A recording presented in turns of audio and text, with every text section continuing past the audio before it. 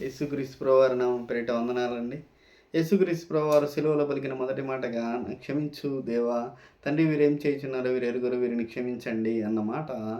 అది మనం ప్రపంచంలో ఎక్కడ ఎవరిని చూసి ఉండమండి అలాంటి మాట వాడబడింది. ఎందుకయ్యా అంటే శిక్షను పొందుకుంటున్నటువంటి యేసుక్రీస్తు శిక్ష అంటే భరించలేని రక్తం కారిపోతూ శరీరం మొత్తం చాలా ఇబ్బంది పెడుతూ మరణం ఓ 10 నిమిషాల్లో కొంత కొంత సమయం తర్వాత ప్రాణం వదిలేస్తూ చెబుతున్న మాట అది. ఏందంటే వీరేం చేయుచున్నారో వీరు ఎరుగరు, వీరిని క్షమించండి. అలాంటి గొప్ప మనస్సు ప్రపంచంలో ఎవరికీ ఉండదు. అందుకే ఆయన యేసుక్రీస్తు ప్రభువారు. అందుకే ఆయన మన దేవుడు. అలాంటి దేవుడిని చూస్తూ మన జీవితాలలో ఎంతో నేర్చుకోవాలి. ఎంతోమందిని క్షమించిన దేవుడు తప్పు చేయకండి,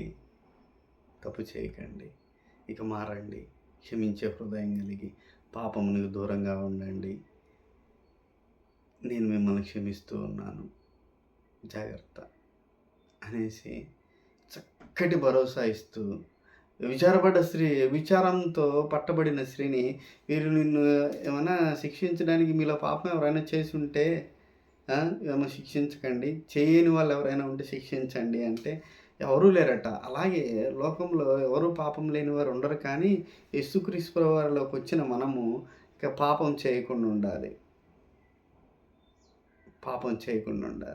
అటువంటి మంచి హృదయం కలిగి మనకి నిత్య జీవాన్ని ఇస్తాను యేసుక్రీస్తు ప్రభువారి అడుగుజాడల్లో నిలబడి ఆ క్షమాపణను పొందుకున్న మనంగా, క్షమించే వారంగా మన జీవితాలలో దేవునికి వింపైన సువాసనగా బ్రతకాలని, ఆయన నానుకొని మన బ్రతుకులు కొనసాగించాలని కోరుకుంటున్నానండి. ఆమేన్.